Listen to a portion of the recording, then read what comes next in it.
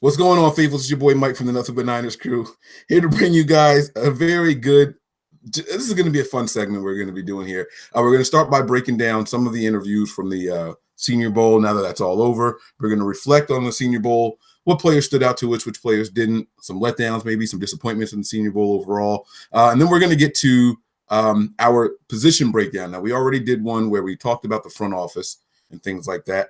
This one is going to be a continuation of that because we're going to go through each position group. Today's position that we're going to pick is going to be the wide receiver group. But before we get down to the nitty-gritty, I want to say what's going on to everybody who's out there watching, everyone who's out there listening. I want to thank you guys for your continuous support.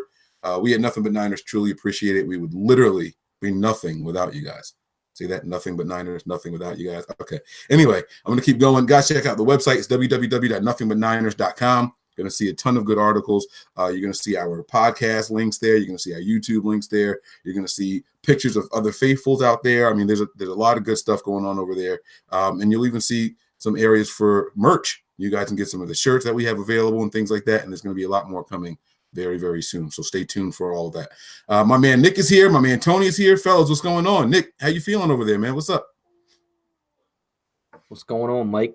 Glad to have you back in action, coming off of that on-call week. So Tony's here as well. But what's going on, Faithfuls? It's Nick. You can follow me at 49erFaithful365 on Twitter as well. And like Mike said, follow us on all of our avenues of our podcast, and our Nothing But Niner stuff. So I'm ready to get into this little talk that we're about to do. Got a little bit of tidbits tonight, and I'm excited for it. So what's going on, Tony? Nick, Mike, what's going on? Faithful, what's going on?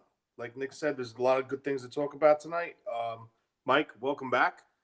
Touch on some Senior Bowl topics and a couple other topics we're going to get into.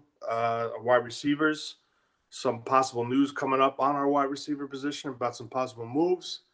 And that's pretty much it, fellas.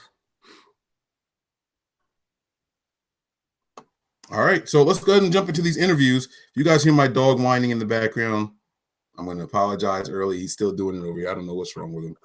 But here we go. We're going to start with the John Lynch interview. This was something that he did on Sirius XM. So we're gonna play that right now. Moving the Chains is back and taking your calls right now at 877-NFL-KICK. That's 877-635-5425 for those of you who don't know how to work the letters on your phone. Free I'm promo. with you. Now back to the show with your hosts Jim Miller and Pat Kerwin.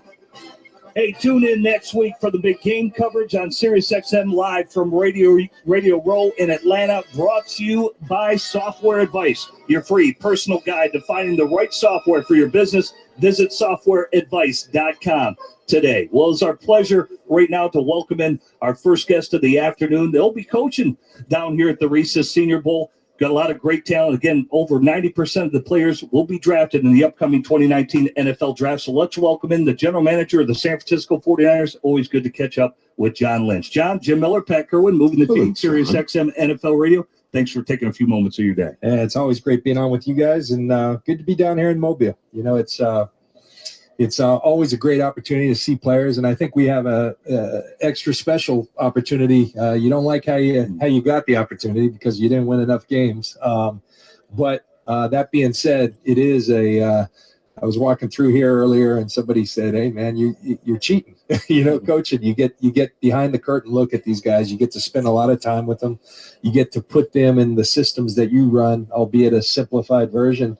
And, I think just more time with them it's all part of the evaluation, and we're going to make the most of the opportunity.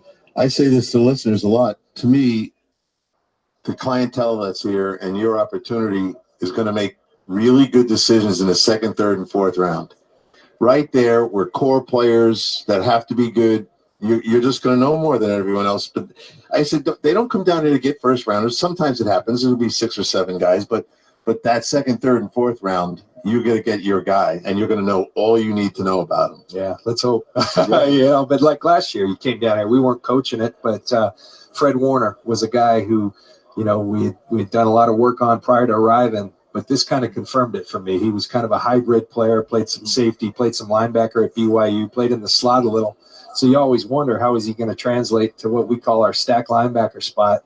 you get to come down to the Senior Bowl, see him not just run around and run a 40, but play football, and see that it wasn't that big of a deal for him. He took very naturally to it.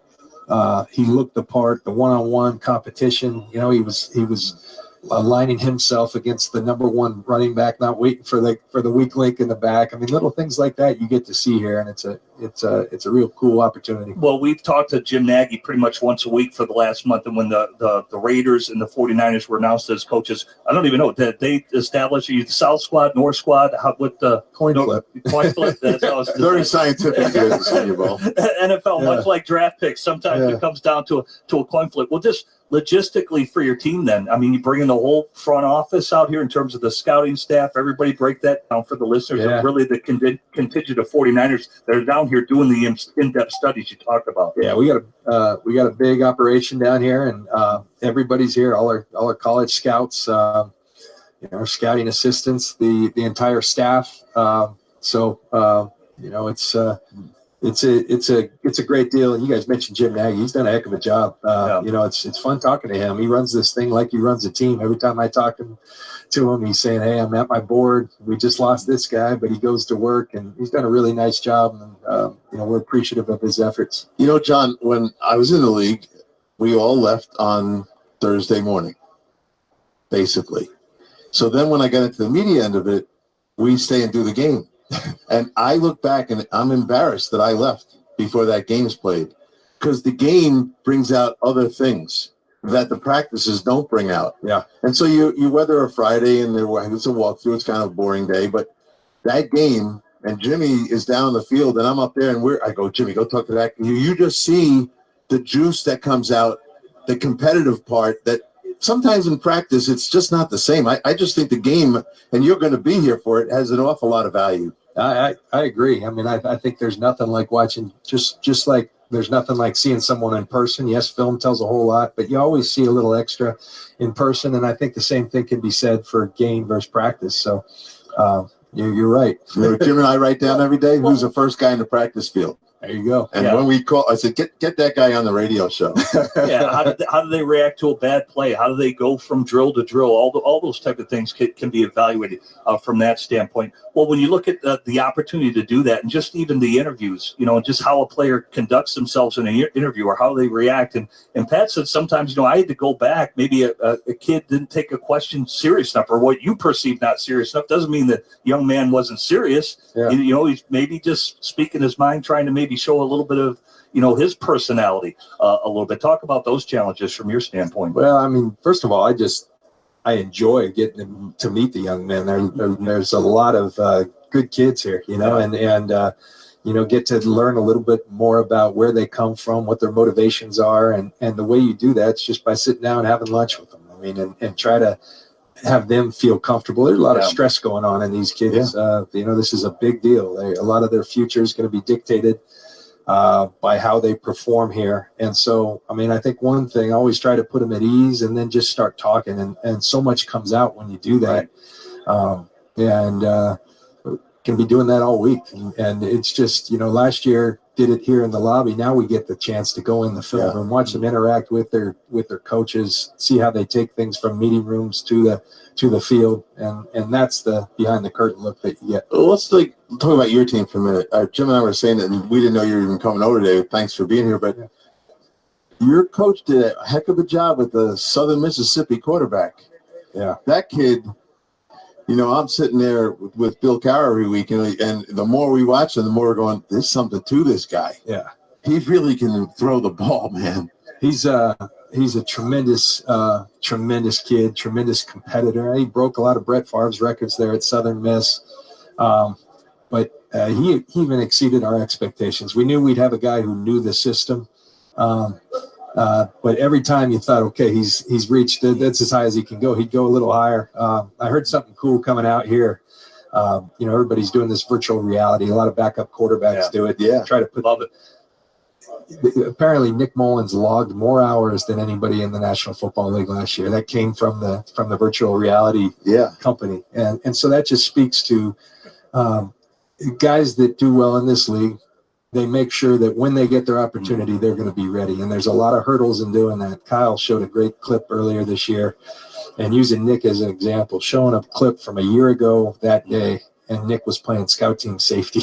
There was a terrible back pedal and all that. But then he showed a timestamp 40 minutes after practice. That's when he was working with 2 receivers, practice squad receivers, and he stayed out there for an hour. I mean, it's just the type of kid he is. And, when you have some skill and some toughness and some mental toughness and you put all that together, he took advantage of an opportunity, and we're really happy for him. Yeah, it definitely showed with how he played. Well, what about, like, from your standpoint? You're settled in now as a general manager. Has had great drafts. When you look at the players you've selected, and just for you, like when you find yourself, critiquing yourself much like you did as a player. Yeah. Because I played with you a little bit, and I just knew how every meticulous you were to be your best every single time you stepped on the field. Yeah, you hear it from everyone, but I hate losing, and so we've had 2 years, and I understand it would be a process, but tired of it. And so, how do you equip yourselves to not do that? You continue to surround yourself with really talented players that also stand for the right things, and so. I think we do a nice job as a staff, our coaching staff and personnel working together. Our old coach, John Gruden, used to always say, and Kyle talks about it a lot, you never stay the same. You get better, you get worse. And so we're trying to get better each and every day. Yep. Last one. We do a segment with Paul Alexander. He's been an NFL line coach for a long time. So we got rambling one day about the guys he likes, and he could not stop talking about McGlinchey. He called him the best right tackle in football. Yeah. Now. Not like on the come here, but now. Well, he had a fantastic rookie season. The cool thing, though, is he's still got a lot of room for growth, both physically. I mean, he's a big, tall man, still kind of thin. He's going to fill out. He's a perfect fit for what we do system-wise. He can really get out and move. And the other part, he's a great guy to have in our locker room. I thought the coolest thing this year, Joe Staley, played really, really well, kind of went unnoticed because, we didn't win enough games. But I think McGlinchey, they're like that. And everyone talks about what an opportunity for McGlinchey to learn from Joe. But at the same time, Joe kind of didn't like the fact that McGlinchey was getting all that. So he stepped up his game. And so to see those guys kind of feed off each other has been fun. And there's nothing that makes a GM happy than a 15-year player on it. Boy, he's smart, tough, and mature when you look at McGlinchey. A couple more for me. Could you just give us an update maybe on Jimmy Garoppolo, where he's at? And you happy with the rehab and where it's going? Yeah, I'll tell you, one of the best sights the other day, I looked outside my office and out on the field, and he's out there throwing. And he was throwing to Jerick McKinnon. And, there's nothing good about having 2 of your best players go down with ACLs. The positive spin, though, is that Jimmy has had someone to go through this with Jerick McKinnon, who was about 6 weeks ahead of him when he tore his ACL.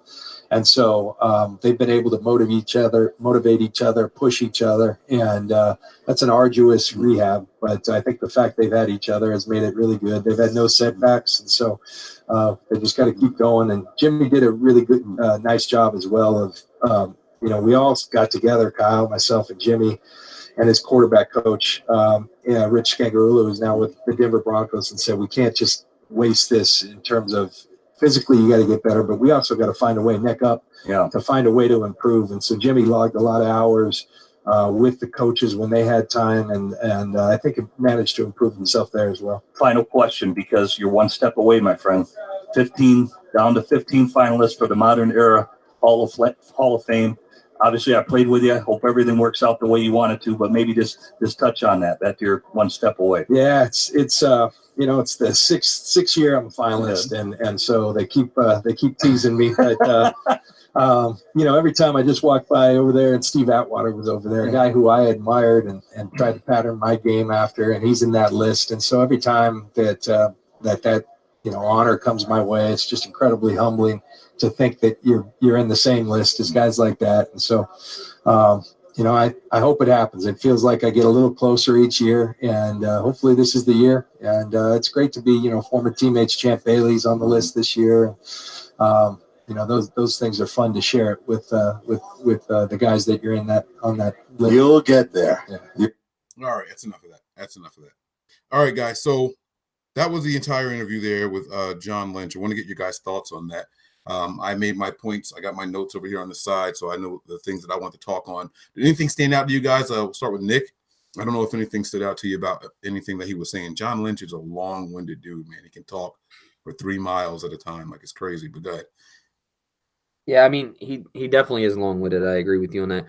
But the thing that stands out to me the most is basically how much coaches and GMs really dig into the Senior Bowl. And it's big that players go there because, like, you heard him compliment Fred Warner, and he's, one of the things that stood out to me that he said is, yes, things stand out on tape, but there's more things that stand out when you see this person in person. And being able to coach this game is like John Lynch said, hey, you guys are cheaters, basically, because you're getting to see everything that you want to see from this player. You get to spend time with them. You get to talk with them. You get to see how they are on and off the field, how they react with players, what the ability to coach them is. It's just a huge upstep for players to come to this game. That stood out to me. The other thing that stood out to me is the decision that this team is going to have with Nick Mullins and CJ Beathard going forward.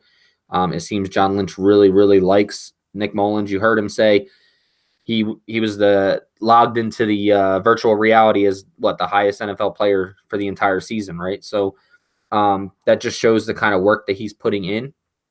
I'd be interested to see if Jimmy Garoppolo was on a lot on that this offseason, because I know they said last year with Jimmy Garoppolo, and this is just going into the Jimmy Garoppolo talk, is John Lynch and Kyle Shanahan, Jimmy Garoppolo met once he got injured and said, hey, we can't have this as a wasted year. Gotta get football right from the neck up, because he needs to play. He hasn't played in a lot of games. He needs that energy level or comment level, whatever you want to say. But going on to Jimmy Garoppolo, it looks like he should be back for OTAs, which is a big step for our team going into 2019 with Jerick McKinnon. The other thing is the ability to get used to Jerick McKinnon with Jimmy Garoppolo. That's another big factor that I take out of that. And then, that's pretty much what I took out of it. The importance on Senior Bowl for coaches that are coaching it or coaches and GMs that go there just to watch. I mean, obviously you have more of a benefit coaching these young guys than you do just going, because you get more time with them. The likes of Nick Mullins and the likes of Jimmy Garoppolo throwing the football around already. So, all right, Tony, man, what about you, man? Any takeaways from the interview there? Well, first and foremost, I honestly think that after the 2 rough seasons Kyle and John had in their first 2 years in San Francisco, going on to year 3, there's still a tight-knit group between the GM and the head coach, the staff, the front office staff. Everyone's still on the same page. There's no problems like previous general manager and coach would have after year 1. There'd be a blowout. There's finger pointing. Who's ratting this one out? Who's setting this one out? So that's huge to start off with.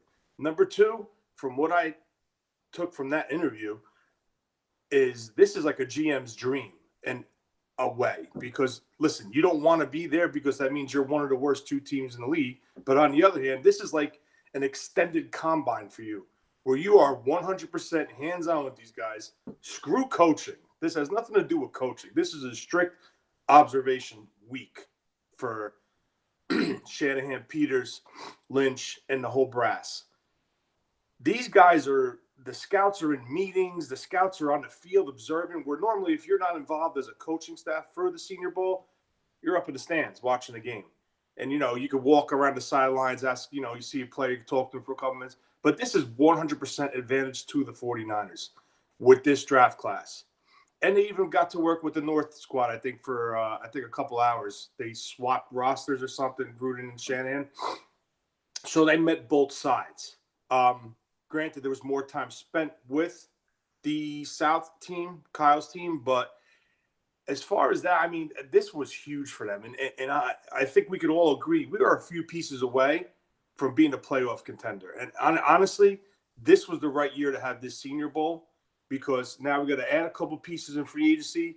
We're at the number 2 spot to find our pass rusher, even though one of them did not participate in this game. But still, screw coaching. This is more one-on-one learning about the players. Another thing I observed, Nick said, with Fred Warner, they've truly found out the type of player Fred Warner is. Film could only show so much when it comes to scouting. But Combine and Senior Bowl, that's when you learn about the player. Because last year, they weren't the coach. They just met the guy. Then they had their 15 minutes in the Combine. Then I think they brought him in on an official 30 visit. Another thing I have to agree with Nick, too. I really think Lynch is in favor of Mullins, 100%. And honestly, I'm in favor of Mullins. He took this team. Granted, they didn't win, but he was competitive. He moved the offense. There were some sloppy plays at times. But listen, you're turning the keys to an undrafted free agent who's not a big guy. He's not known for his arm strength, but he still produced at a professional level. And you got to give credit to Kyle Shanahan and Scangarello because they prepped this guy. Kyle made a game plan to ease him into this step up to be a starting quarterback of the 49ers. And Scangarello coached his ass up to get him ready to be the starting quarterback of the 49ers. Overall, John Lynch loves to talk. I think we all could agree on that. And, it's just things are looking good. I'm very happy. It sucks to be the top 2 team in the draft and have to coach the Senior Bowl. But I think they really made the most of it this time.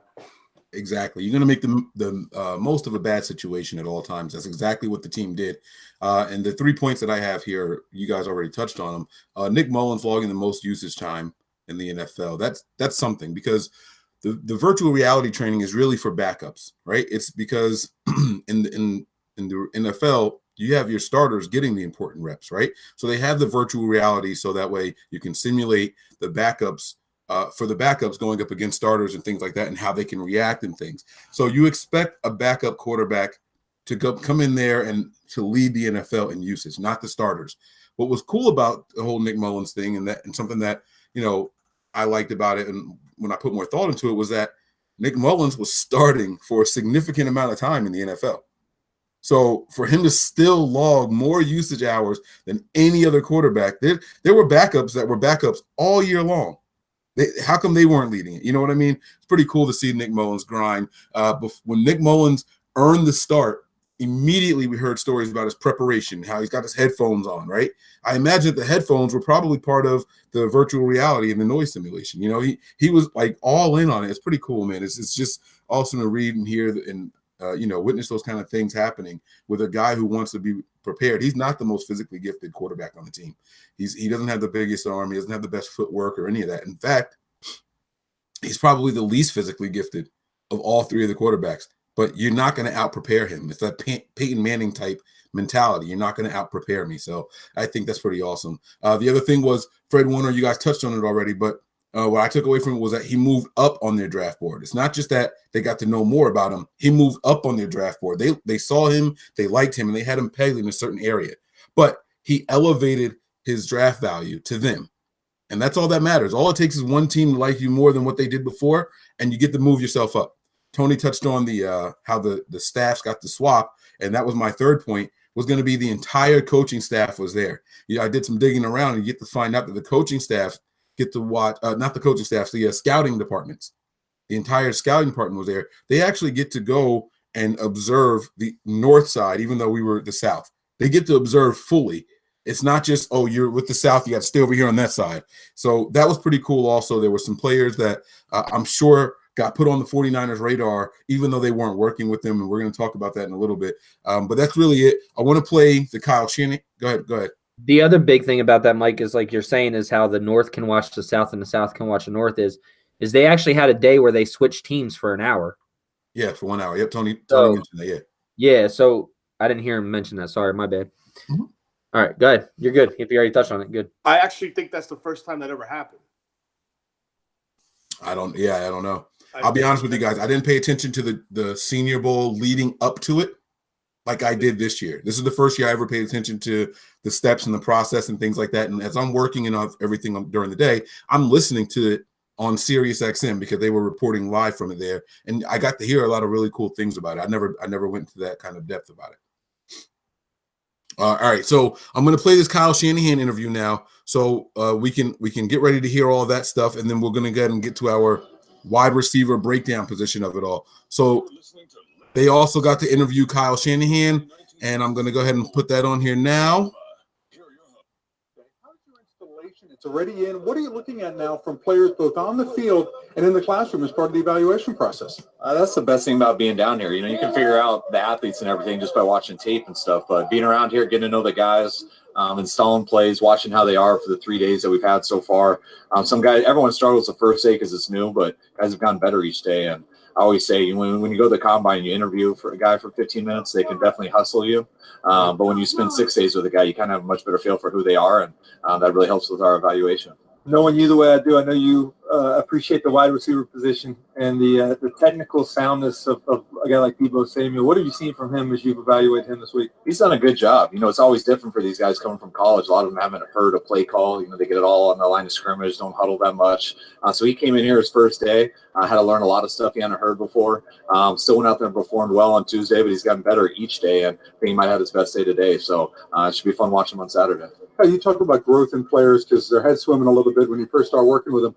Is there a guy or two you can mention that you're like, wow, this guy, I'm really happy this guy's making a lot of progress and doing a nice job out here? I can't tell you because then other people will draft him, so I got to keep those secrets here. But so you're sort of hosting that. No, honestly, I had a coach this like 7 years ago, and I'll tell you that this group that we had this week, this is my third time coaching this, and they were as on as any group I've been around. You know, the 4 quarterbacks we've had, I'm always nervous when I get here because they usually fumble every snap. They can't call the plays because it's their first time doing it. And all 4 of our quarterbacks were great. You know, I had some good ones the last time I was here, but these guys have been great. I've been very impressed with them, and should make for a clean game. You said this is your third time doing it. I've heard coaches that dread kind of coming down here and have to doing this after the season's over. But to me, it seems like a great advantage, especially because you guys only have a limited number of picks this year to really get a chance to get to know these guys even better. Yeah, you're right on both. Definitely dread coming down here. It's a long season, and this is a vacation time, so you would rather be taking a vacation, but nothing. I'd also rather be coaching in the playoffs. So the goal is that you don't do this again because you're in the playoffs. But the fact that you do this, it is a great opportunity. You know, we get an advantage to talk to these guys, something no one else has. I know every year when there's a guy I like on film at the Senior Bowl, I always try to call coaches that I trust who are on that staff so I can really find out about them. And now I'm that guy, so probably won't tell the truth about the ones I like, and hopefully that'll help us on draft day. Kyle, 2018, a rough year, largely because of injuries, quite honestly. What do you look back on, though, and say, we have made progress in building this team toward where we want it to ultimately be? Oh, we knew the challenge before we got here, and we knew it was going to take some time. I think we made some progress a little quicker than we anticipated in our first year, and made some excitement going into the second year. I mean, you said it. We started off early on with some tough injuries, but that opened up some opportunities for some young guys to play, some guys who weren't expecting to, and to battle with those guys throughout the year. There were some ups and downs, but a lot of them are better for it. And when you take that into next year, going 2 years in a row where we played young guys, all those guys are better. We have backups who are better, competing with our starters, and we're going to add guys in free agency. We're going to add guys in the draft, and hopefully we'll get those guys back who are healthy. And it's a very fine line in each game between winning and losing, and I expect us to be right in the thick of things next year. It was an interesting time when I played in the league. The offenses were very similar. Everybody was kind of doing what everybody else was doing. College teams were not regarded as the guys that could do something in the NFL, but now with everybody kind of merging towards some of those college schemes, and even Cliff Kingsbury coming into the league now, it's become a much more creative offensive league than ever before. You've had a large impact on that. What do you think about the direction of where things are going offensively in this league? I think it's a little over talked about, to tell you the truth. I just think people study football and you adjust to things, and you always try to put stuff in that are good for your players. Some things are and some things aren't. You know, it's things that have done 6 years ago that might have been good for a player aren't good now. And so everything evolves, and defenses evolve too. And it's what are they used to defending? And they get used to defending things, and you do a new thing that everyone calls a new thing, but it might have been ran in the 80s. But it's the new thing for now, and you do that a bunch. And if you have success, people copy you. And the more success you have, the more that people study it. And the more people are doing it, the more defenses study it. So whatever's working now, it won't be working probably halfway through next year, and you better be studying football and understanding defenses and know how to attack them. Now, can you give us an update on Jimmy Garoppolo? When are you hoping that he's able to really get into full swing with your off-season program? I'm hoping that he's ready to at least be throwing stuff by OTAs. I mean, I know he's throwing now and everything. It's a little different with the quarterback, where we could get him involved in 7-on-7 and things like that. So I expect him to have him in OTAs. We'll see if that works out. But if not, we'll have him there for training camp. I know forcing turnovers is the type of thing like we can say we want to force more turnovers. We get that. Everybody does, of course. How do you go about forcing more turnovers? So is it a philosophical thing? Is it certain types of players where you can detect ball hawking skills that may make them more prone to doing it? How are you going to address this? All of the above. You try to bring in guys who have gotten turnovers in their career. We did that with Richard Sherman this year. Not many people threw to him that much. He didn't have a ton of opportunities to get turnovers, so he took a step back in that direction, but not by his choice. But it's playing better ball all around. I think we can get to the quarterback more. The more you get to the quarterback, the more mistakes they have. And also, when they do throw it to us, we got to catch it. We had a number of drops, and also got to get a little bit more lucky. I think we had 7 balls at the 7 fumbles in one game and not one bounce to us. And it wasn't a lack of effort or guys running to it. It's not a lack of us talking about it. I actually think we talk about it too much. So maybe next year I won't talk about it at all and we'll get the opposite results. Rough go of it this past season for the San Francisco 49ers. One of the reasons they're coaching in the Reese's. All right. That's it right there. We don't need to listen to the insult. We know why we're coaching in the Reese's Senior Bowl, buddy. All right, guys. So let's go ahead. I'm going to give this one to Tony. Tell me, man, some of your takeaways from what Kyle said. Kyle, I can listen to a Kyle Shanahan interview all day long because he is very direct. He doesn't beat around the bush. He doesn't waste time with filler words and things like that. I love it. Listen how short that interview was. Meanwhile, I have more points and takeaways from it than I did the entire John Lynch one. So, Tony, break it down for us, man. Anything stand out to you about what Kyle said here? I agree with you. He tells you how it is, and that's it. He doesn't sugarcoat nothing. He's straight facts. I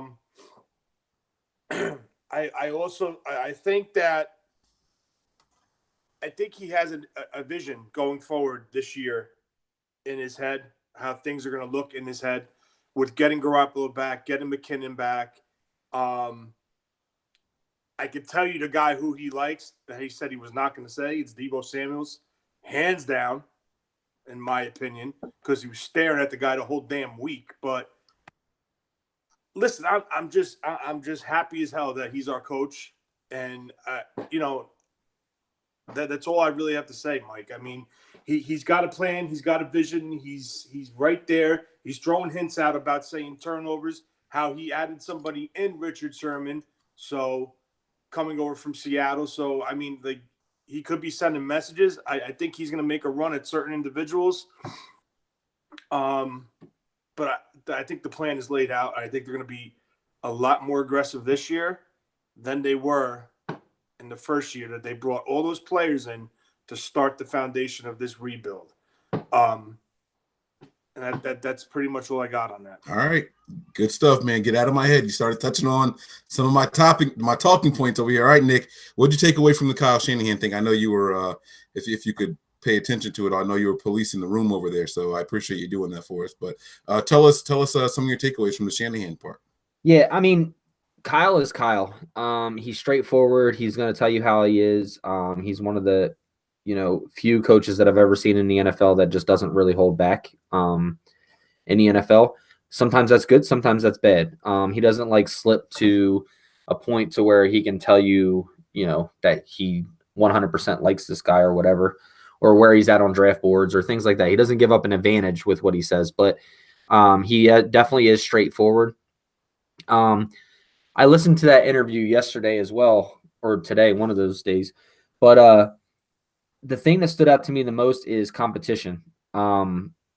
Basically going into, 2019 season, that everything's going to be a competitive nature, I guess you could say. That, backups are going to be competing for spots, or, free agents that we bring in are going to be competing. That's the biggest thing. Kyle Shanahan also, obviously doesn't like coaching the Senior Bowl. We talked about this with John Lynch, but it is an advantage. They kind of go hand in hand, like John Lynch said. Not really going to touch much on that. And then, everybody likes Deebo Samuels. They were talking about Deebo, but I think if Deebo has a really good combine, I think that he can probably go late first round.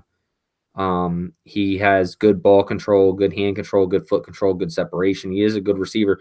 We didn't really get to see much of him because the unlikely fact that, which is very rare, is this was a Kyle Shanahan system. I know it's like not a full system of his, but the quarterbacks didn't perform well.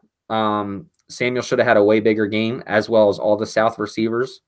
But both sides of the ball in the Senior Bowl, quarterback play was horrible. So you didn't really get to see much from the receivers as much as I'd like to. So, but that's pretty much what I took away. I don't want to touch too much because there's not really much to talk about. I know you probably have a couple things too to talk about. So we'll go from there.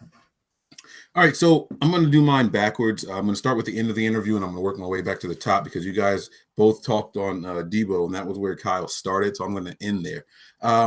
He believes in adding guys who have turnovers. He said that's another reason that they were looking at Richard Sherman, is that because he had turnovers. He was a guy who get turnovers, and then he came here and he didn't get them. So he said that he probably emphasized it too much in the beginning of the season. This is the second or third time I've heard Kyle mention that. And the other times it was that he emphasized it so much he felt that the team started to miss tackles because they were going for the ball so much. He said, so maybe this year we won't emphasize it at all. It'll turn our tides. But what I liked about hearing that, the reason why this is one of my big takeaways is that he's learning. This is his first time as a head coach. He's really young, and he's realizing, look, you emphasize too much on one thing, it takes away from something else. And we get to hear the maturation process with Kyle Shanahan. That was a big thing for me. The other thing was that I can't believe you guys didn't touch on it. He said, we want to have Jimmy for OTAs, but at worst case scenario, he'll be back for training camp. That is huge news. I don't know if any of the 49er fans out there have heard a definitive return for Jimmy Garoppolo. I believe that we all thought he'd be back for next season. We just didn't know how close. Kyle Shanahan gave a confirmation here. I think he'll be back for OTAs, but at worst, he'll be here for training camp. Jimmy Garoppolo is going to have a full offseason with the 49ers, guys. That is great news. That is great news. All right. I'm going to keep moving my way backwards over here. He has this thing. Okay. All right. They asked him about, what do you think about all the innovators in the NFL now, himself and McVay and what is this guy's name that's the head coach for Arizona now, whatever his name is. You got it? You know it? Cliff Queensberry? Yeah, something like that. Kingsbury, Clinsburg, that dude over there. And so they asked him, what do you think about the change in the direction of the offense and all that? And Kyle was basically saying it's all overrated. His words were, and I quote, it's over talked about. But what he's saying is it's overrated. Look, it's just football. Defenses can stop something, so we have to plan another way to attack it. That's all. It's basic. It's just football. Football is always evolving. He said some things that worked 20 years ago aren't going to work now. Some things that worked then stopped for 10 years, and then they're going to come back because people are not planning against it anymore. It's just football. I loved hearing that because when you have one of the guys who I credit as being one of the most brilliant offensive minds in the NFL, and he doesn't even think of it that way. He doesn't think that the offense is all that. It's just, I got to find a way to move the ball. I love that about this guy. He's super humble. At the same time, it's like extremely confident. It's a rare combination to see. I like that. This one Nick touched on. Backups will be competing for starting roles. He was talking about all the injuries and everything that we had going into this. And then he was like, you know what, though? We learned a lot about our guys. We learned a lot about our backups. And now we're going to have some of those guys that were there competing now. They're going to be competing for starting roles. And that's something that we're going to talk about when we get to the wide receiver group. Some of these backups that might be competing for starting roles, guys. And that's going to take me to my very last point. These wide receivers, Debo Samuel, was the talk of the town for 49er fans. Tony talked about how you could see it on the sidelines during the practice all week at the Senior Bowl, how Kyle was kind of just gleaning at him, right? But when he was asked about him in the very beginning of this, the praise didn't seem all that. Now, I've been driving myself crazy for the last couple of days when I was listening to this because this is an old interview. This interview came out Thursday, I think, maybe Wednesday or Thursday of last week. So I've been listening to it over and over, trying to figure out why Kyle sounded so not flat. He did praise Debo, but it wasn't the praise that I expected because his body language said something else on video, right? And then later on, he was talking about how, I've had to call guys that I trust and ask them about certain guys there. He says, now they're going to be calling me and I'm going to lie to them because I don't want them to draft the guys that I want. So maybe that's what he was doing with the whole Deebo Samuel. You want to praise him, so you're not saying something bad about him, make the kid not want to refuse coming to the 49ers. But at the same time, you don't want to praise him up too much because you don't want other people to look at him. But I'll be honest with you, man. So now we're going to talk about the Senior Bowl overall. Nick talked about how there was bad play. I'm trying to pull up the stats from the actual game. And while I'm looking that up, I'm going to see if I can find it anyway. But I want to talk about your takeaways, Tony, from the game. Did anything stand out? Anybody stand out to you at all? Just break it all down for us, man. Go ahead and have your way with it. I was with the South team. I was very disappointed in the quarterback play. A lot of underthrown balls, overthrown balls.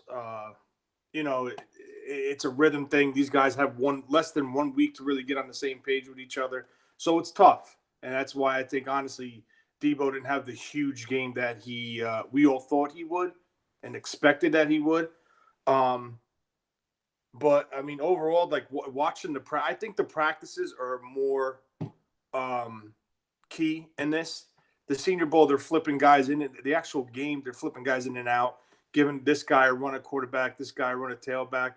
On the South squad, I'd just like to point out a couple guys that caught my attention. Obviously, Deebo Samuel, definitely. The corner from Temple, Rock Yassin, had a solid week. He kept battling with Deebo in one-on-ones. Not too much in the Senior Bowl because, again, like they kept rotating people. A small school product. Well, not a small school, but a smaller school product. O'Shane Eximes, the defensive end, 6'4", 255 from Old Dominion. Good hands, nonstop motor. Had a productive game. A guy that I could see Kyle making a move for, but we have too many of them on our roster. The Clemson wide receiver, Hunter Renfro, caught just about anything that he could possibly get his hands on around him. Just trying to go down my little notes here. I think the nose tackle from Texas A&M, Dylan Mack, had a solid game, nothing crazy. Jalen Ferguson, the defensive end from Louisiana Tech, had a sack. Mike, your boy, Deshaun Davis, the linebacker from Auburn, played well. Who else? Oh, Nate Davis. It's Deshaun, the linebacker from Auburn. Oh, the linebacker. I'm sorry. I'm jumping ahead of myself. My bad. Go ahead. The defensive end, small school, Wyoming. Defensive end, Carl Granderson, 6'5", 261, high motor. Always trying to get the ball, chasing the ball. Raw, has potential. I like the motor end of it. He had a couple pressures. And a very, very, very small school product that caught my eye. He ran hard, but he got a little banged up. I think his ankle, he might have landed. Someone might have landed on it. Small school, West Hills, running back, 6'2", 218 from Slippery Rock, Division II. He played the week prior in the East-West Shrine game and had a great game. Hard runner, tends to run a little upright because he's like the 6'2", 218 type of like Ricky Waters type body running style. That's just from the South squad. If we look at the North squad, I think the North squad had the better offensive line and the better quarterbacks, in my opinion. Just quick, I think Chris Boyd from the Texas had a horrible week. He had three straight penalties in the first quarter. Let's talk about the guards. The one guy I'm in love with and would be a great fit is Chris Lindstrom, the offensive guard, 6'4", 310, Boston College. Shows the ability to get to the second level, anchors well in pass blocking, and potentially, if things aren't looking good for Weston with this injury and this surgery, there's a center on this team that I think could step right in and fill right in for him. His name is Garrett Bradbury, 6'3", 300 pounds from North Carolina State. Very similar to same traits as Weston Richburg. Anchor's a little better, but we don't know because, listen, Weston could have been hurt, and that was the reason why he was getting blown up. He got hurt in week 4 in San Francisco, so you really don't know. And another offensive lineman, he could play guard or tackle. Wait a sec, I'm sorry. Dalton Reisner from Kansas State. Talk about an attitude. He reminds me of like the scrappy type, the Kevin Gogans, the the more physical guys that no nonsense. And the wide receiver, just is my last one, and I'll stop babbling on. A late round guy, UC Davis, Keelan Doss, 6'3", 210. He's a pure hands catcher. That ball comes out, you see his hands go up, done. All right, my man. All right, you touched on a lot of the guys that I liked. I'm not going to go back into it, but there's two guys that you didn't touch on that I liked specifically from the North squad. One of them was the offensive guard, Nate Davis. You guys ever Google 49ers and you see something that says Charlotte 49ers? Well, that's the college he plays for. It's a small school, but man, let me tell you, this guy is 6'3", 310, and he gets so low to the freaking ground. You talk about anchoring yourself and playing the leverage game. This young man is going to be really, really good. He's going to be a late pick. I'd say if he gets drafted, it's going to be between 6 or 7. But I really, really like this young man. He had a good week of practice. Like I said, he knows how to use his body well. He just got to learn how to use his hands and combine his hands and legs a little bit better. He'll get it, though. He'll absolutely get it. That's what these guys are not finished prospects. So that's a cool name. He really stood out to me. I was really excited to see him playing and like I said, playing well in my opinion. And then the last one, it is a position, but I mean it is a wide receiver, but it's not one of the ones you named, and that is going to be Terry McLaurin. I don't know why. I don't know what it is about this guy, but he jumped off of the screen at me. Maybe it's because he's from Ohio State. I don't know. Maybe I got a little bit of a bias here. But he's 6'1", 205, and he really stood out to me. It looked like they were trying to force feed him the ball, and they did the halftime interview. No, the post-game interview. You could hear Chucky. What is his name? The coach. Davis, not the what is Oakland Raiders? Gruden. God, I called him Chucky. You could hear Gruden say, well, they beat us in the regular season, but I got him back now. You could tell he was trying to win the game, and he was forcing the ball to McLaurin a lot. I really like this wide receiver, man. Everyone's talking about Debo. McLaurin was the guy that stood out to me. So, all right, we're going to transition now to our roster breakdown. This is going to be a quick segment here. We can all jump in on this one. This is going to be a lot of fun. We're going to talk about the wide receiver position. All right, we're going to talk about the guys that are on the roster, guys that had down years, guys that had up years, and then we're going to just say who do we think is coming back, who's not coming back. We've already heard some rumors. Nick, if you want to start with the rumor, I don't know if you saw it or not, but it came out yesterday. Maybe it was today. I don't know. Twitter moves so quickly. But the 49ers are not expected to pick up someone's option. It's a wide receiver. Did you hear about it? Garcon? Yep. Yeah. The 49ers are not expected to pick up Pierre Garcon's 2019 option. So that's going to free up, I think it's like $4 or $5 million or something like that. But the money's irrelevant. I don't want to talk about salaries. I want to talk about production and what these guys did and didn't do. What are your thoughts on that, man? I was a big Garcon fan, like coming over, but he's definitely lost a little bit due to injury. Can't stay healthy, can't be on the field, and you know how I am with that kind of thing. If you can't get on the field and you can't participate, then you're really not doing us any good here. With the chance that the 49ers carry 3 quarterbacks this year as well, I definitely think Garcon's numbers are pretty much done here in San Francisco. Do I disagree with it? No. I think that it's something that needs to be done. Especially if you go after an AB. If we do try to do any type of trade talks with AB, me and Tony talked about this the other night. You're going to have 8 receivers with Garcon. You would have 8 receivers here. That's not even counting if we draft any, and anything that we pick up in free agency for competition level. So Garcon's numbers are definitely labeled in San Francisco. I think he's probably going to retire from the NFL due to injury. Because Garcon was a good baller. I mean, he was a possession receiver, kind of like Anquan Bolden, but he's definitely taken steps downward, in my opinion. So that's my opinion on Garcon. Move on from him.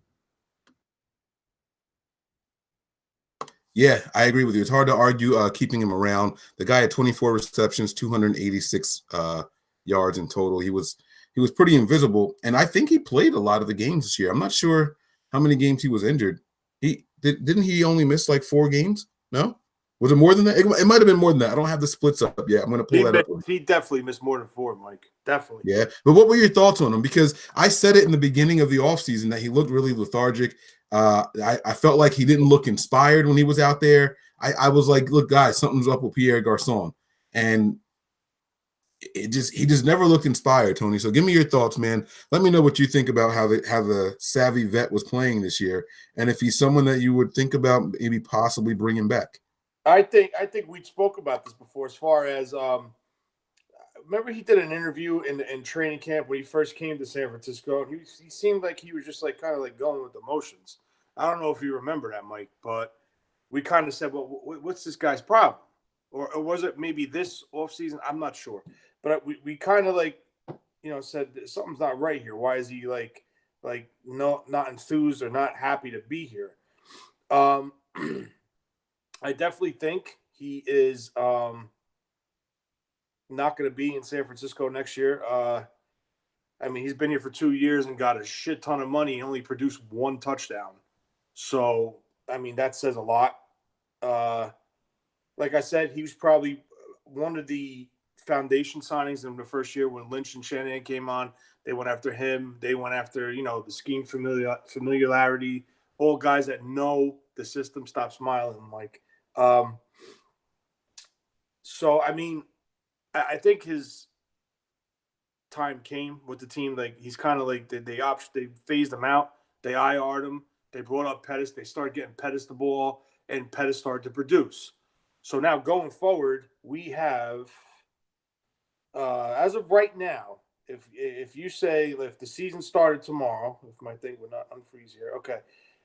According to the 49ers.com, we have Garçon, Bourne, Goodwin, Taylor, McCaffrey, Pettis, James, Dunbar, and Smallwood on our roster as wide receivers. I think we need to maybe slow down a little bit with AB coming to San Francisco, even though he keeps posting these things. I'm for it. I think he will help this offense immensely. He will turn this team around on the offensive side of the ball and make it a serious threat, open up things for Kittle. But I kind of feel like there's games going on now. Go ahead. I want to try to do this structured. Okay, so what we're going to do is I'm going to go down the names of all the wide receivers. Mm-hmm. All right, we're going to say keep them, let them go, and then we'll get to the end of acquisitions and things like that. All right, so I want to try to keep it a little structured here, just for the sake of the show, and so we have a little bit of a flow here. Okay, but did you have any more thoughts on Garçon before we go? I did look it up, and he missed 8 games. Week 9, I believe, was his last one, the game against the Raiders. And by the way, that was a 1 game he caught a touchdown in. His one and only. The only quarterback to throw Pierre Garçon a touchdown, Nick Mullins, as a 49er, was Nick Mullins. How crazy is that? He had Hoyer, he had Beathard twice, he had Garoppolo, and then Nick Mullins. 5 quarterbacks threw to him in 2 years. Nick Mullins was the only one to get him. I honestly think that injury that he suffered last year really messed him up with the neck, because don't you remember, he came out on fire. He looked like Antoine Bolden, just with more speed. Yeah, he had 45, 48 catches for 500-something yards, and then he got hurt, and it just came to a screeching halt. So the answer you're looking for me, I think he's done in San Francisco. I don't think you're going to keep him on this roster just to keep him here, knowing what his cap is for the next 3 years. Because we did sign him to a 5-year deal, and the majority of these guys all have 2-year outs, team outs after the second year. I agree with you. I think Nick said he agrees too. It's time to move on. So we won't beat a dead horse. Pierre Garçon, we thank you for your service. You were fun to watch the first year. Hopefully you heal up, and he's a great person off the field anyway. He'll be fine in life, I'm sure of it. Intelligent guy. All right, so I got this in order here. I don't know what kind of order it is, but we're going to start with Kendrick Bourne. All right. I'm going to throw it to Nick. I don't know if you guys want me to give you the stats first before you guys start commenting on it or what, but I can pull up Kendrick Bourne's splits really quick. He played in – that ain't right. All right, he played in 16 games. He had 42 receptions, 487 yards, 4 touchdowns. My man was going ham in the red zone. Woo! 4 touchdowns, baby. You couldn't tell me Kendrick Bourne had 4 touchdowns. No one would have thought. Well, I wouldn't have thought that. His best game was 4 catches. No, I'm sorry. His best game was 7 catches, 71 yards if you're a fantasy football player. His high of the season was 73 yards, again on 4 catches. And yeah, that was really it. He didn't have a lot of big games or anything like that. He was a slow, constant guy, 2 or 3 catches a game. Nick, your thoughts on Kendrick Bourne? Is he worth bringing back one more year? I believe, by the way, this is his last year in the contract. It really depends on what we do in free agency or the draft, to me. I don't want to say he's a liability, but I also don't really see – I see a very inconsistent wide receiver in Kendrick Bourne. He'll go up and make a hell of a catch and then drop a very easy catchable pass. And in Kyle Shanahan's system, you hear him stress it over. You have to make the easy catches. And nothing against Kendrick Bourne, but for some reason, he drops more easy passes than anything. So I won't say that he's a liability. If we add an AB, I'm okay with letting him go. Or if we add another receiver, if we add another receiver in any types of terms, I'm okay with Kendrick Bourne being here or releasing Kendrick Bourne. Yes, he had 4 touchdowns, and yes, most of them came in the red zone from like the 10 out or the 10 in, I should say. But there was just too many inconsistencies with him as a receiver for me. And when we go through the lineup, you'll hear other parts that I have to say as well. But it wouldn't hurt me if he was here or if he wasn't here. So to me, it's just whatever they see fit or whatever we sign or trade for will make a big difference on that as well. All right, Tony, you're up, man. Your thoughts on Kendrick Bourne? Shipping them out, keeping them here. What's up? I'm keeping him here, at least for the 90-man roster to go through training camp, giving him an opportunity to battle out because we still don't know what's going on with Antonio Brown. We don't know what we're going to do in free agency and the draft. But definitely, I think he earns a shot to come back. It would be another year in this system, another year of playing experience. If he comes out and balls out and has a solid training camp. But the only negative on it is if they do bring something, his roster spot could be on the hot seat. He could be the one possibly that's going to be moving on. Yeah, you nailed it right there. I am definitely bringing him back for at least competition. If Kendrick Bourne is the worst wide receiver on our roster next year, we're in a good place. I agree with that. I would bring him back without question. All right, so we're going to move on. The next guy was Stephen Dunbar Jr. Now, we didn't get to see much of this young man. He was active for a game. I believe he was actually active for 2 games. Let me see if I can pull up his stats here really quick. Right here. Let's see if he had any receptions at all. 1 game, Mike, he was active, and I don't think he caught. Yeah, it was just the 1, and I don't know if he caught anything. Yeah, no stats to show. He was active week 17 against the Rams. You guys bringing him back or not? I'll go with Nick first again, and then Tony. I think he's a practice squad guy. He'll be there at the beginning competing, but I think he is a perfect learn this system more and more, possibly pan out to be something. But right now I don't see him as an NFL roster receiver. I see him more of a practice squad guy. So I think he's more of a practice squad guy than a release or anything like that. All right. Tony, your thoughts? He was a very productive college football player coming in, signed as an undrafted free agent, remained on the practice squad the whole season. But the only thing that concerns me was Max McCaffrey was added before him to the active roster due to injuries. Listen, bring him back 90 man, give him a chance to compete. But more than likely, I have to agree with Nick. He's probably going to be a practice squad guy or nothing at all. Unless he steps up and, fools us. Makes us all look stupid. Okay. I'm going to keep my answer short and sweet. No, I'm not bringing him back. He brought nothing to the table. I mean, if you couldn't You couldn't get on the field and contribute when we had Garcon down for 8 games, Pettis in and out of the lineup, Marquise Goodwin in and out of the lineup, and you couldn't do anything. It's not worth keeping you around. I understand that he's familiar with the system and he was a good practice squad guy and he's 6'3" and all that. And you guys know I like tall wide receivers. I feel like we need them, but he brought nothing to the table. His opportunity to prove himself is never going to be better than what it was last year. And I just don't see it. If you couldn't make the cut then, I don't think you're going to make the cut later. So I am okay with moving on from him. All right, the next guy on the list here in order is actually someone we talked about already. That was Pierre Garcon. So it was Marquise Goodwin. Marquise Goodwin was the guy last year. And then this year came, and it was kind of like, well, what's going on with Marquise? So I want to get your guys' thoughts. Let's do it backwards this time. Let's give it to Tony first to see his thoughts on Marquise Goodwin. I will tell you his stats here really quick. Give me 1 second. Marquise Goodwin. All right. We're going to click on this one. Nope. I got it already, Mike, if you need it. Oh, all right. Well, check you out, Mr. Fast Guy. He played 11 games, 23 receptions, 395 yards, and 4 touchdowns. Yeah. Listen, he had a very rough season in his personal life. It kind of, I feel bad for the guy for what he went through this season and last season. This season he took a couple games off. I think he missed 2 or 3 games. 1 game was the injury that was actually the game that I went to, October 7th. I don't think he dressed.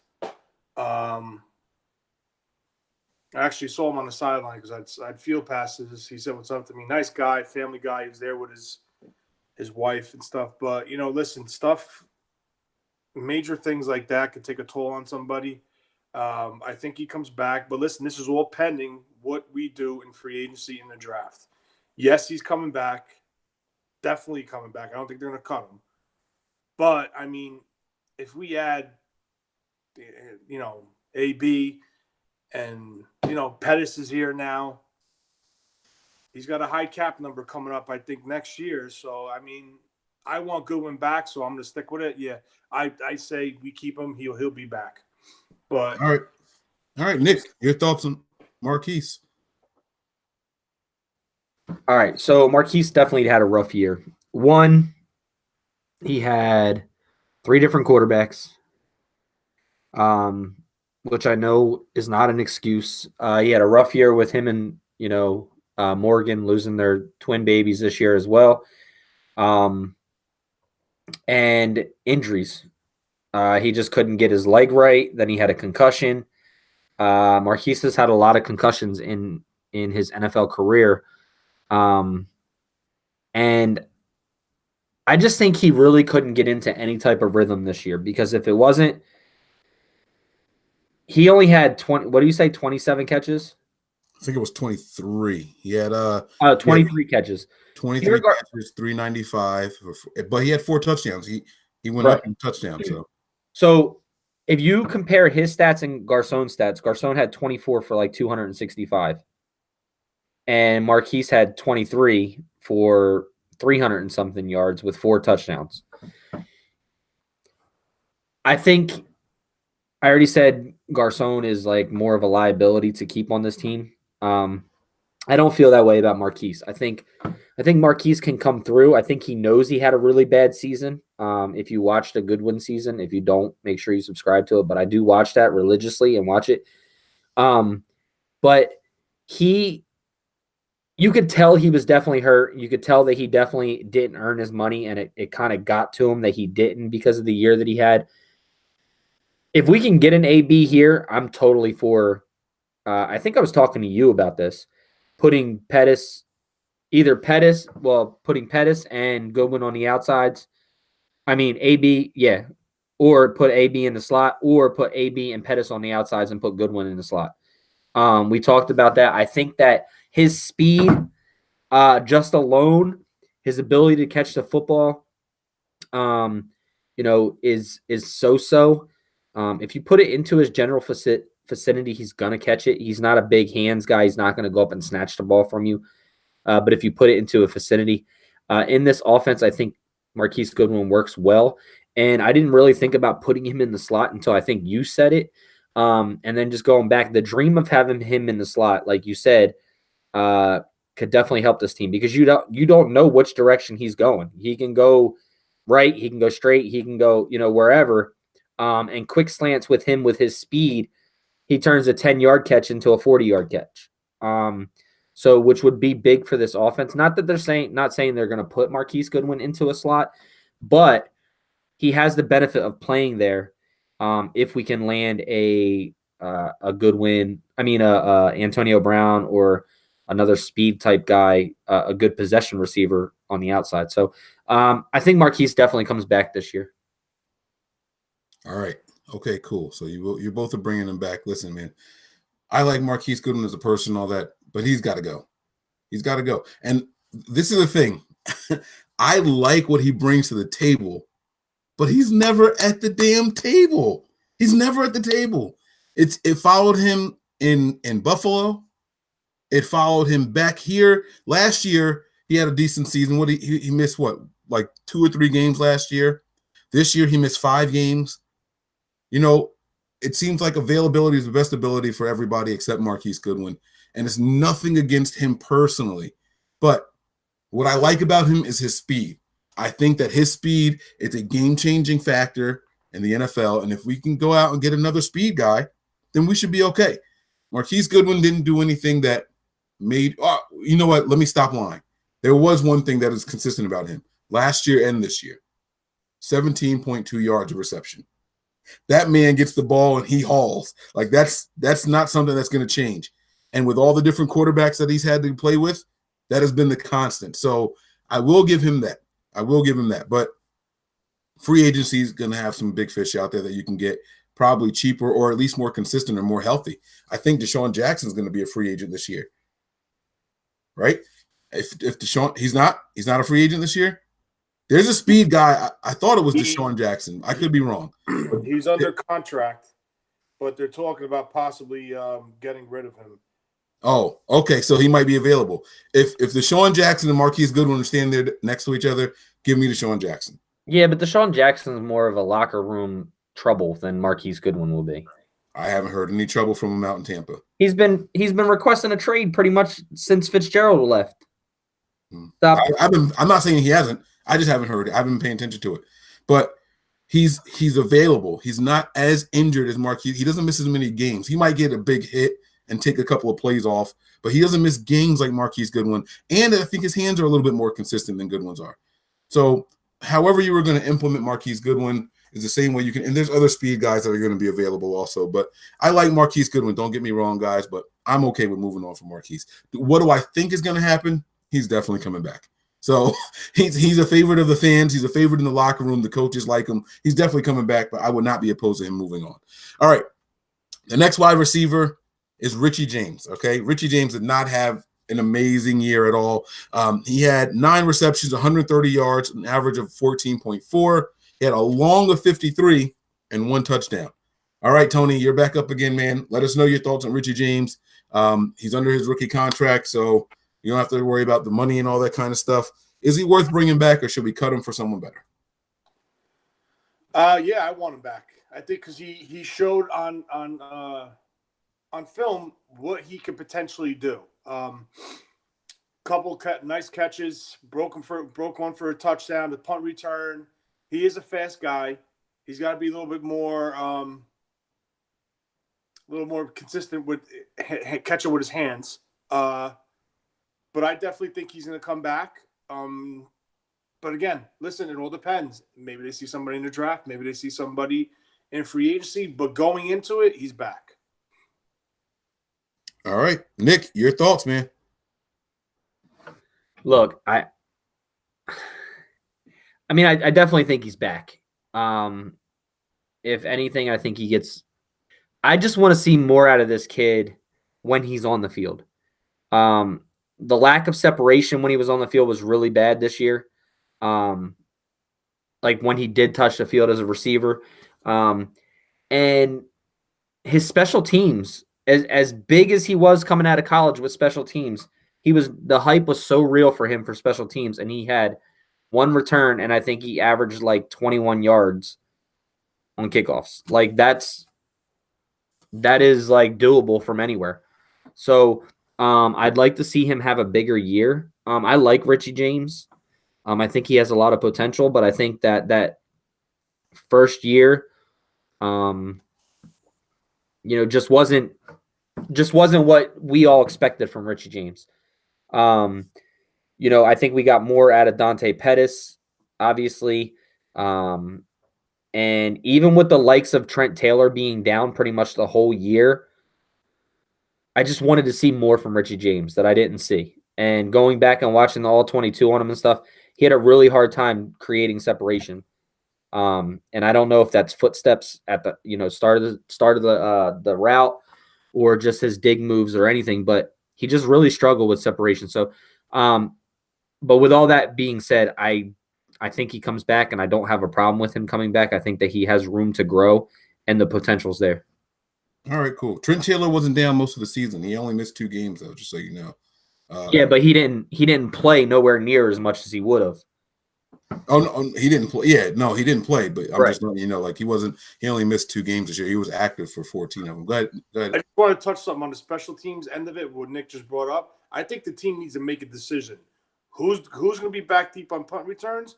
Who's going to be back deep on kick returns? And go with that person. You can't flip flopping. You need consistency. You got to figure out, this is my guy. Let's run with him. Because he showed the potential. You're absolutely right. And that's what I was going to touch on really quick when it comes to Richie James, is that I think his return ability, like Nick said, he was a little disappointed with it. He had 1 return for a touchdown this year. I don't remember if it was punt or kick. No, it was kick return. It was a kick return against Seattle, as a matter of fact. First points on the board in that game that we won. But, if you are looking over your shoulder constantly and you think that the coaches are going to pull you if you mess up, you're more likely to keep calling fair catches so you don't screw up.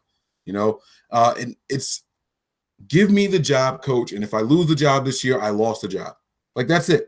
Let that person go out there and just play football. You can't do anything constantly looking over your shoulder, except look over your shoulder. That's all you can do consistently.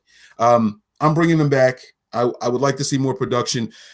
He is one of those guys. I've been talking to you guys and in the group about us needing another wide receivers coach.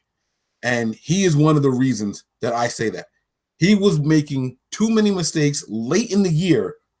And you can see Nick Mullins telling him, like this, not like that, not this. It's that way. That was pissing me off. You have to know the plays already. I think it's partly him, and I think it's coaching, because it happened with more than one player. But he was definitely one of those guys, and it was driving me crazy. So I want to see him back. I want to see us make some change at the wide receiver coaching position, which apparently we are. And I want to see them get better there. All right. So I would bring him back. I think, was that 3 yeses? Was the first person that we all agreed on? Yeah, that was 3. Oh, wait, you know what? No, he's the second person we all agreed on. He's the first all yeses. We all agreed that Garcon should go. Okay, so the next guy is Max McCaffrey. I won't waste a lot of time on this. He was active for 1 game, no catches. I'm not even sure if he was targeted.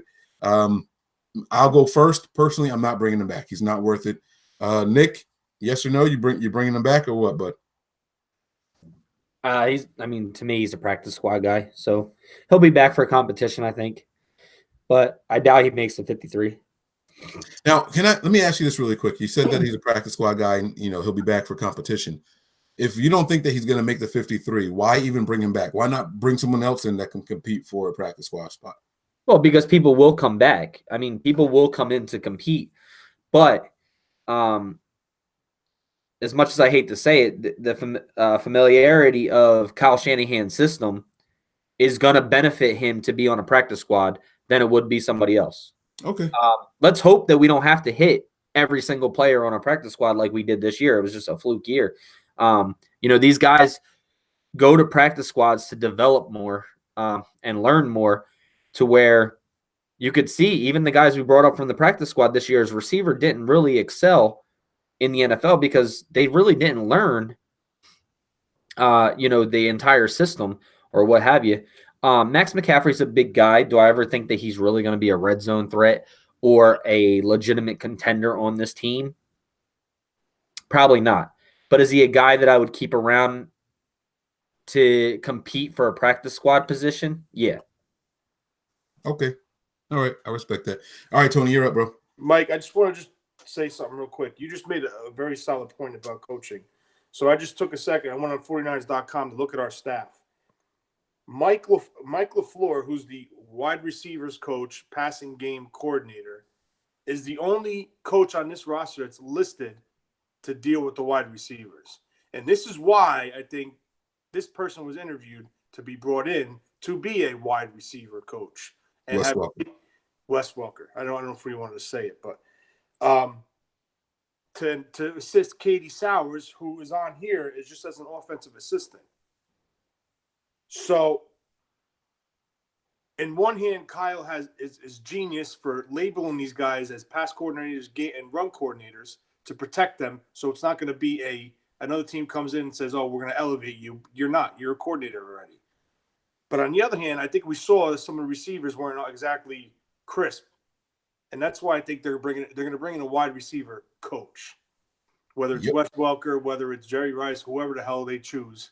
That's why I think they interviewed Wes Welker. Absolutely. And you said are you bringing back Max McCaffrey? No. He's like, no, I don't want to talk about it now. All right. Next up is my man Trent Taylor here. Trent Taylor, 14 games, 26 receptions, 215 yards, and 1 touchdown. That came against Arizona.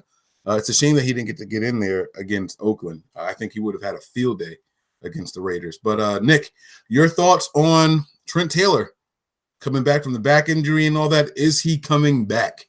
And Trent Taylor will be back. Am I as high on Trent Taylor as I was the year before? No. But I can't really take much away from him because I've been through a back injury. I know how long it takes to recover from that, and these guys have a lot better doctors than I did, obviously. Having back surgery and no matter how minor it is still going to mess with certain traits of your movement, the way that you play football, any sport in that matter. I don't think Trent Taylor is going anywhere. I think he was cut a little slack this year because of his injury. Yes, he was out, like he wasn't on IR and he was there playing. But I think that if he was really able to go, he would have been in more games. He was an option there in case somebody went down. He was suited up. He could play. But to not push him to play with that injury, I think we've seen it a lot this year. We've seen it with, running backs. We've seen it with a lot of people that this strength and conditioning staff or the head coach, whoever makes the final decision of somebody playing, doctors, whatever. I don't think we can hold that against Trent Taylor. Trent Taylor will have a rebound year, I believe, in this system, and I don't think that he goes anywhere. All right. Now let me ask you this question before you disappear completely and we move on to Tony. You said that you went through the back surgery. You know how debilitating it can be and how long it takes to recover from it. With that said, and without making excuses, think from just purely a team standpoint. Why would you bring him back then if you know that it's going to take a long time to recover and all that? Why?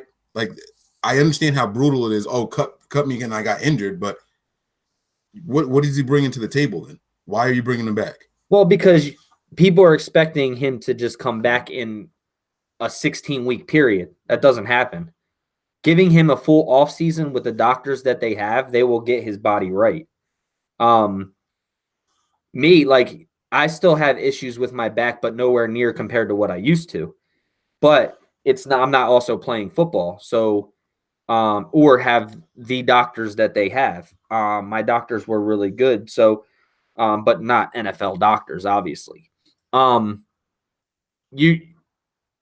guess what I mean by that is we couldn't have expected more out of him in a season where he had surgery, 3 weeks before the season. So we're talking 19 weeks to be completely healthy with a back injury or back surgery.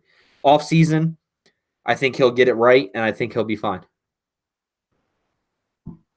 Fair enough. All right, Tony, man, your thoughts on my man Trent Taylor? Break it down for us, bro.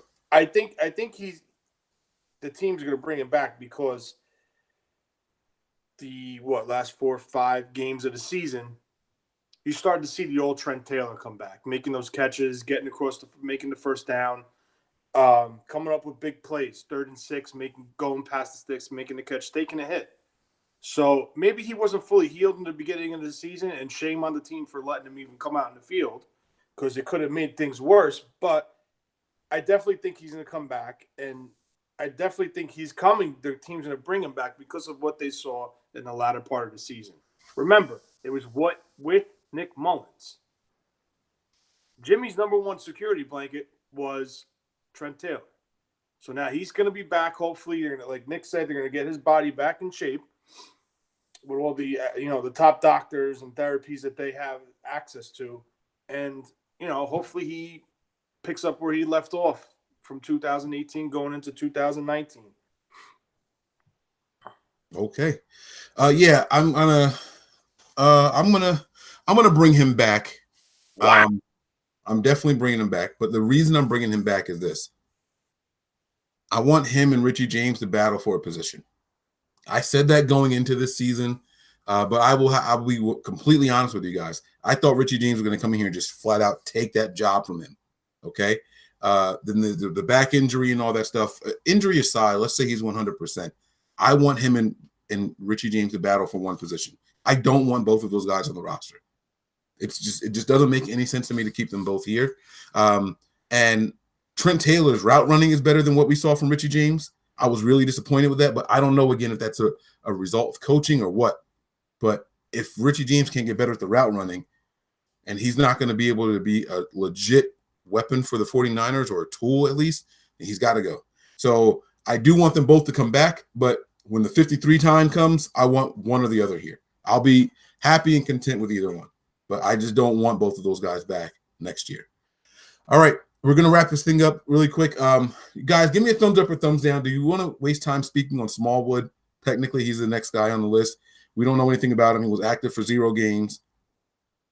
No? Let's just skip. I think he's going to replace Dunbar as the bigger physical receiver, but Dunbar was slower. Smallwood's a little bit faster. So they're going to give him an opportunity to see if he could, sink or swim. Okay, 6'2", 225. You want to bring that guy in to be the practice squad guy. All right, I don't really have much to say about him. Bye. Oh, we're keeping him? Okay, great. I don't care. Nick, you have any thoughts on Dunbar? Not Dunbar. Damn it, Smallwood. Jordan Smallwood? No? Not good. The guy's not even assigned a number. Like, it's just all right. All right. So then last but certainly not least is our guy Dante Pettis. Dante Pettis, man, he had talk about a roller coaster year, man. I was worried about him. The first game, I was like, oh, we got something. I think he had a touchdown in the first game too. I was like, we might be here. All right, let's do this. And then like he was just gone. And then out of nowhere, he exploded back on the scene again. So he was active for 12 games. He does have some injury issues. He had 27 receptions, 467 yards, and 5 touchdowns, guys. Nick, we'll throw it back to you, man. Your thoughts on Dante Pettis? I mean, obviously the team is bringing him back.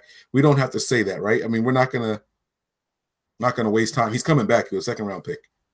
Yeah, I mean, he's definitely coming back. So then how about this? Let's change it up a little bit, because tell me what you thought of his year and then what you want to see from him next year. Try to project or predict his numbers for next year. How about that? Let's try to make it interesting, because this is the last thing that we're doing, and then we're wrapping this bad boy up. All right, so depending on – all right, let's just – I'll do it with what we have right now. So let's just say Pettis and whatchamacallit. I still think Pettis would perform a lot better in the slot than he does on the outside. But, I mean, he did play some outside this year. But the only reason I like him more in the slot is because of his shiftiness. That you don't know which way he's going. It's kind of the same as Marquise Goodwin. He's just really shifty without the Marquise Goodwin speed. Pettis is definitely coming back. I would say I don't think he's quite – I mean, I was a little bit hard on Pettis this year, I guess, than I normally would be, because I seen one big game out of him, and then, like you said, it just kind of disappeared for a while. and then Powell, then he had another good game or 2 games, and then he had an injury, and then then he came back, and then he had a good game, and then he got injured again, and then he was done for the season. So I was kind of up and down with him. I think he definitely has a lot of potential. I think he could eventually probably be 1,000-yard receiver. I just don't see that happening next year. I would probably say in the range of 45 catches, like 800 some odd yards, I guess I would say. Give me a touchdown number. Let's just go with 6. Okay. All right. That's not a bad season. That's not horribly bad. Okay. All right, Tony, man. Those numbers would obviously jump if we landed somebody like a Antonio Brown or things like that because coverage dictators. So, but that's just what we have right now. I think he could easily do a 40-year. I'll just say 40 receptions, 800 yards for 6 touchdowns. I mean, that's something doable.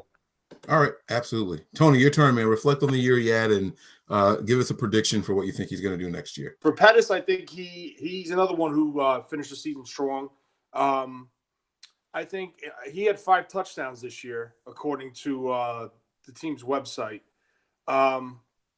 So I think, listen, I say he can get at least 3 more. So we'll go to 8 touchdowns, and we'll say between 40, 50 catches, between 500 and 700 yards. But again, it all depends on what moves they make, Mike. It's you bring an Antonio Brown in, and then he takes the spot of Pierre Garçon, and then they have to decide what they want to do with Goodwin and Pettis because they both play the same position. Pettis can line up in the slot as well as Goodwin. I've seen him line up in the slot a couple plays. So he will be back, obviously, and I think he's going to be productive this year. And again, his productive is going to be off of who they add to the roster, his production. All right. I'm going to disagree with – go ahead, Nick. One thing I just want to say about Dante Pettis, one thing that I do like about him that I've seen during this offseason is him trolling people like Ocho Cinco and those people like, hey, I want to come out and run routes with you. Hey, I want to come do this. Or, hey, I want to come catch passes from you. He was talking – like I think he did it on Twitter to – somebody had wrote, hey, can I come out and run routes against you? Talking to Chad Ochocinco, and he's like, yeah, anytime. And then Dante Pettis wrote like the eyeballs, like, hey, I want to join too. You think he was trolling? You don't think he meant that? No, not troll. Like, I mean, trolling, like just talking to other players, not trolling in a bad way. Oh, when I hear trolling, I think like, yeah, no, like, all right, like following other players, I should say, because trolling is kind of bad, but following other players that will make his game that much better. I mean, Chad Ochocinco is probably one of the best with footwork ever. I mean, I personally think.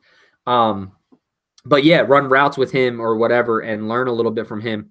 The same as like the Kittle stuff that came up talking about going to work with Tony Gonzalez in this offseason for a week. So it could always make them better. And I kind of like that from our young players that they're reaching out to older players to help their game. So that's something that I like to see out of them. Absolutely. I'm going to disagree with you both on one aspect of it, and that is that his production for this coming season is going to be contingent on who we get. I don't think that's going to be the case. I think that Shanahan will use Pettis as a focal point of this team, no matter who's on this team. I don't care if it's Antonio Brown, Odell Beckham Jr., Kevin White. I don't care. I think that he's going to be a focal point of the offense going forward, especially since we all agree that Pierre Garçon is gone. Marquise Goodwin's inconsistent. Even Pettis. I mean, look, he had 12. Go ahead, Nick. You want to jump in real quick? Yeah, no, because I don't want you to think that I was saying that his numbers will drop if we add another receiver. I think his numbers will rise more if we add Antonio Brown or somebody like that because the coverage dictations. But, I mean, if you can give me an 800-yard receiving year as a second-year player who barely played a full season, I'll take it. Yeah, absolutely. Absolutely. He was active for 12 games, and in those 12 games, 4 of those games, he wasn't even targeted. And he still managed to get 5 touchdown passes. All right. My favorite game of his this entire year was a game against Seattle in Seattle. My man came to play that day. 129 yards on, 7 receptions? 5 receptions, 7 targets. He came to play that day. And if you guys know, you guys are 49er fans, you feel just the way that we do. We hate Seattle. There's nothing more than we want to do than win in Seattle every year, like just to stick it to him, right? He came to play. He showed no fear in that game, man. He was like one of the very few bright spots in the entire game. And as the season went on, he got a lot better. You know, he was 5 of 5 against Seattle the second game.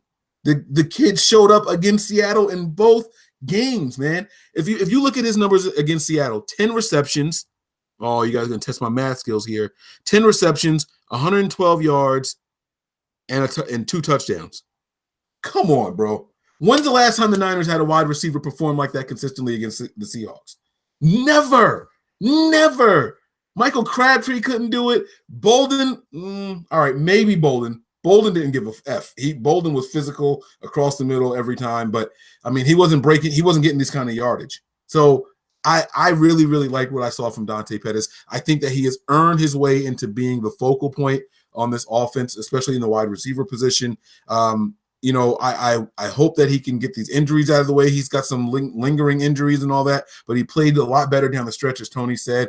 And like Nick said, you can see that he's looking to get better. You can see it on his social media pages, and that's just what we see. That's just what the public is privy to. We don't know who he's reaching out to behind the scenes. We know the 49er staff is taking guys and saying, hey, go work out with this guy. We saw a report today saying that the staff was saying they want George Kittle to go work out with Tony Gonzalez. You know, the staff is arranging these things for these players. I can only imagine what they're doing for guys like Dante Pettis. These are guys that they want to work into this offense. As far as giving you guys a prediction, I'm going to say that he finishes the season next year with, I'm going to say 61 catches, 1,003 yards, and 9 touchdowns. I'm going to say, no, 12 touchdowns. I'm going to say 12 touchdowns. And I'm assuming that he plays all 16 games in that. But yeah, so that's what I got for you guys, man. This wide receiver group is going to be a lot different, I think. I think that we lose either Brown or Taylor. I mean, not Brown. I think we lose either James or Taylor. We all agree that Garcon is gone. Marquise Goodwin's future isn't quite guaranteed, but we'll see. He's likely to come back. Pettis will definitely be here, but it's going to be Kendrick Bourne's future is up and down also. We don't know that either. It could be a lot more roster turnover here, but this is going to be a fun group to pay attention to, a great competition going into the offseason. The preseason is going to be very, very big for these guys, and the team itself needs to get these guys some help as a wide receiver coach. So that's our breakdown for this wide receiver group. I want to thank you guys for taking your time out listening. Guys, hit up the website, www.nothingbut9ers.com. Hit us up on our social media pages, okay? We have Twitter and Snapchat. Those handles are NothingBut9ERS. We have Facebook and Instagram. Those handles are Nothing But Niners. I am 49ers Mike _NF on Twitter. Nick is 49er Faithful 365. And Tony is NJ Niner Fan 449. 499. God damn it, man. Tony is NJ, as in New Jersey, Niner Fan, spelled all the way out, 499. I'm going to get it right one time, and I apologize for butchering it. But that's going to be it. You guys have anything else you want to add? We're wrapping this thing up. If the faithful has any questions, don't forget to send them in. Use the hashtag AskNBNiners. We will have a question mailbag show coming to you guys later this week. All right, so you guys can absolutely tune into that. If you guys want to send us any emails with questions, comments, or concerns, you can email us at nbniners@nothingbutniners.com. We have nothingbutniners@gmail.com as well. By the way, Michael Upshur, this guy is someone who comments on the stuff. He sends us emails. Let me tell you guys some weird stuff, right? My biological father's name is Michael Upshur. And I saw the comments, I saw the email, and I thought it was my dad. So I have not answered anything from this guy. I called my dad, and I was like, all right, Pop, you got to stop trolling me. You got to stop. He was like, I don't know what you're talking about. So I sent him a screenshot of the email. Sorry, Michael. I sent him a screenshot of the email, and I was like, is this you? He was like, no, that's not me. So I owe you an apology. I'm doing it in public for a reason. We will get to answering your questions, my man. I thought you were my dad playing a joke on me. My dad's a Titan fan. So him asking me these intricate and detailed 49er questions. I'm like, yo, he's really going out of his way to troll me. So I apologize about that, man. I will take your questions seriously from now on. I will get you those answers, I promise. Nick, is there anything that you wanted to say before we get out of here? No, man, just like just want to thank everybody for joining as always. Like, we had a good viewing tonight. I love that people keep it civil and calm in the chat. Everybody seems to get along. I love that. Nobody really trolling, so I appreciate you guys in the chat room. Thanks again, once again, for always joining us. And make sure you guys hit us up if you guys are interested in any of your Kittle hoodies or Birth of a Dynasty hoodies or T-shirts, dry fits, whatever you want. They come in various colors, and you can hit me up for information on that. All right, guys, prepare for glory, anticipate pain, but always remain faithful. We're out.